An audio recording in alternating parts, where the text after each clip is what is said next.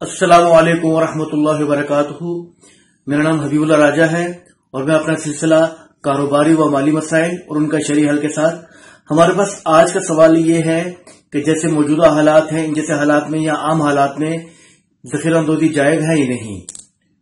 تو شریعت مطابق میں 3 صفات اگر پائی جائے تو ذخیرہ اندوزی جائز نہیں ہے۔ نمبر 1 یہ کہ وہ جس چیز کا ذخیرہ کیا جا رہا ہے وہ انسانوں یا جانوروں کی غذا نہ ہو۔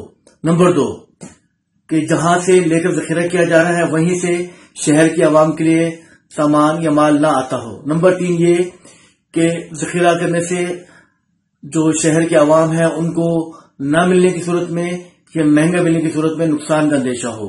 اگر یہ 3 صفات پائی جائیں تو ذخیرہ اندوزی جائز نہیں ہے۔ اس کے علاوہ باقی اشیاء یا باقی صفات کے ہوتے ہوئے ذخیرہ اندوزی جائز ہے۔ حوالہ جات ملاحظہ ہوں۔ السلام علیکم ورحمۃ اللہ وبرکاتہ۔